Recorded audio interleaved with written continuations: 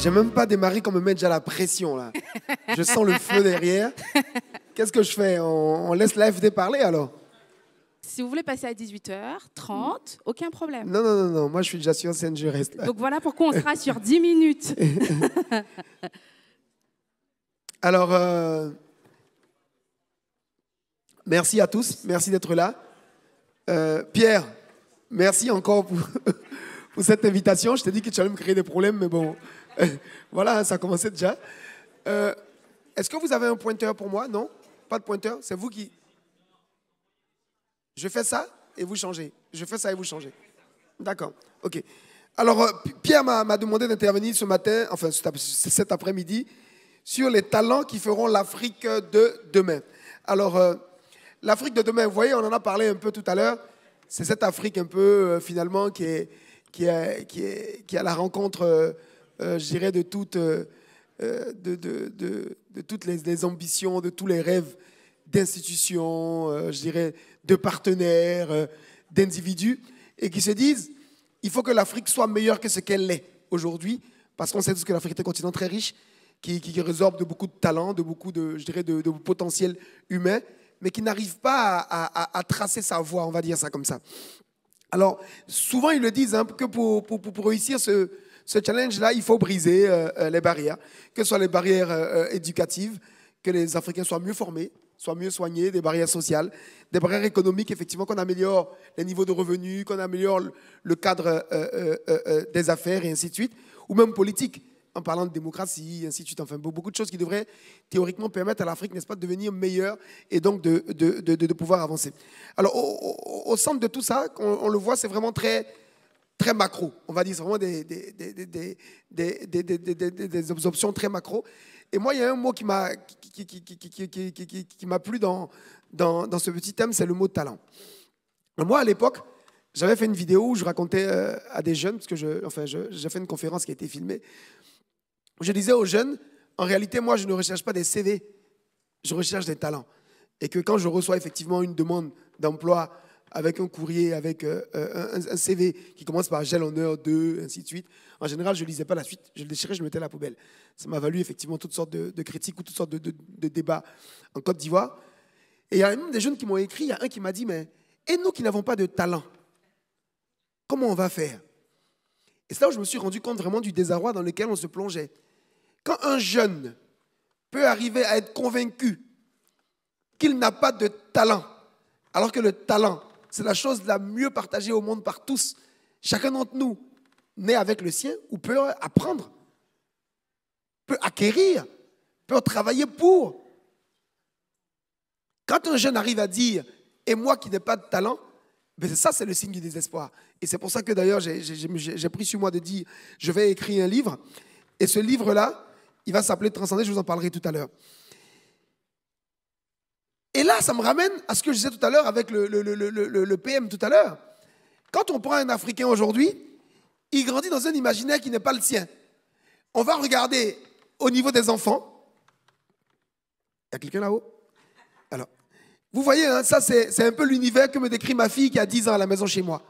Elle me parle donc, je vous ai dit, hein, Ladybug, Peppa Pig, enfin, tout son univers est un univers importé. Quand on va plus loin à l'adolescence, alors on a tous envie de ressembler ou à Beyoncé ou à Jay-Z, on a envie de tous les jeunes fantasmes de Cristiano Ronaldo ou sur... comment il s'appelle l'autre déjà qui a les cheveux jaunes? Neymar, c'est ça. Voilà. Parce que moi, le foot et moi, hein, c'est pas très... Voilà. Et par contre, mes enfants, ils connaissent même pas le nom de joueurs locaux de football. Mais ils connaissent tous les joueurs internationaux. Ils connaissent, tous les dimanches, ils veulent regarder Manchester contre ainsi de suite. Mais ils ne sont pas intéressés par le sport local chez eux. Et donc, c'est cette consommation absolue.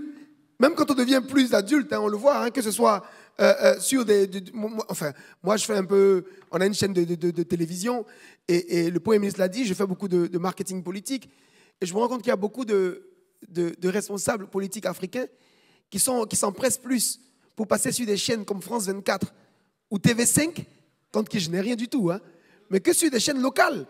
Ça veut dire qu'ils ont le sentiment qu'en allant sur TV5 ou sur France 24, ils ont une légitimité plus grande que face à une chaîne qui s'adresse directement à leur public cible, aux votants. Puisqu'en réalité, quand tu veux parler à des Burkinabés, c'est bien d'utiliser la télé burkinabé. Mais non, on est arrivé à nous convaincre finalement qu'une télé... Bon, j'ai vu la présidente de la chaîne là, je ne vais rien dire d'autre. Mais fondamentalement, même nos responsables, ils croient. Ça ne veut pas dire que cette télé n'aide pas et qu'elle ne doit pas avancer avec nous, et ainsi de suite. Mais ça veut dire que déjà, nos propres responsables doivent comprendre qu'il faut d'abord avant... Il faut que nos responsables comprennent fondamentalement qu'il faut d'abord privilégier leur propre développement, c'est le développement de leur chaîne locale pour en faire des outils forts pour eux-mêmes passer des messages, avant effectivement, naturellement, de travailler avec des chaînes qui sont internationales et qui couvrent, je dirais, qui atteignent d'autres objectifs. Ce sont des objectifs locaux, mais chez nous, c'est carrément le contraire. Et ça, c'est de vrais sujets sur lesquels on va revenir. Alors moi, je vais faire vite parce que la dame m'a dit j'ai que 10 minutes, je regarde, là je crois il m'en reste encore 6, c'est ça? Voilà. Moi, j'ai décidé de parler de 3 choses aujourd'hui en rapport à ça. La première chose, c'est l'amour. Alors pourquoi l'amour? Parce que je me suis rendu compte que beaucoup de jeunes, en fait, africains, fondamentalement, n'aiment pas qui ils sont eux-mêmes. Parce que finalement, on arrive à les convaincre que ta couleur de peau n'est pas la bonne. Donc tu dois effectivement te éclaircir un peu la peau, que tes cheveux ne sont pas les bons. Il y a des jeunes qui me disent, Fabrice, s'il te plaît, est-ce que tu peux m'aider parce que mes parents n'ont pas des moyens, je veux mes études aux États-Unis, j'ai une inscription. Je lui ai dit, mais moi j'ai fait mes études en Côte d'Ivoire. J'ai jamais fait d'études aux États-Unis ou en France. Je suis le produit de l'école ivoirienne. Mais ils ont le sentiment que si tu ne vas pas à l'extérieur, tu ne peux pas réussir. Et donc ils n'ont pas l'amour d'eux-mêmes. Ils n'ont pas l'amour de leur culture. Ils ne connaissent même pas les valeurs qui sont portées par leur région, par leurs ethnies, par leurs traditions. Et ils ont le sentiment que le bonheur se trouve à l'extérieur. Donc cet amour-là, il commence avec soi-même d'abord. Il réjaillit sur son environnement immédiat, sur sa culture. Tu dois savoir en tant que jeune de tel pays, quelles sont les valeurs de ta culture, ce en quoi tu dois croire, ce avec quoi tu dois marcher tous les jours. Mais ça, ils ne s'en rendent pas compte. Et donc, je me suis dit, parle de ça, Fabrice. Parle d'amour. Cet amour qui est essentiel pour chacun. Pour que chaque jeune, avant d'être un talent, commence d'abord à s'aimer tel qu'il est. Qu'il soit gros, petit, mince, clair, noir, joufflu ou pas joufflu, ce n'est pas le sujet. Il faut s'accepter tel qu'on est. Et quand je fais des conférences, je donne des exemples plus spécifiques. Là, je ferai plus vite. La deuxième chose sur laquelle je tiens à insister, c'est le travail, qui est essentiel. Depuis qu'on est jeune, sur la formation, quand on est moins jeune, au quotidien, l'exigence qu'on a avec soi-même, qu'on a vis-à-vis des autres, le temps qu'on passe à donner le meilleur de soi-même pour avoir un résultat qui soit un résultat efficace, efficient. Et la troisième chose, la solidarité, pour laquelle on a besoin fondamentalement, dans des pays sous-développés, de dire tendons la main aux autres. Ce n'est pas tendre la main forcément financièrement, mais c'est accompagner l'autre quand il est plus faible, quand il a besoin de nous. Et ça va jusqu'au plus haut niveau. Il faut que nos dirigeants aiment l'autre, aient envie effectivement d'aider leurs concitoyens à sortir des turpitudes. Et c'est ça le sujet. Et donc, sur ces 3 valeurs-là,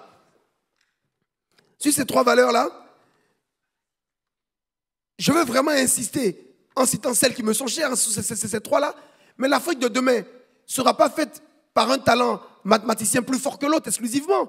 S'il ne porte pas en lui des valeurs fortes, qui sont des valeurs qui peuvent l'aider, qui peuvent différencier.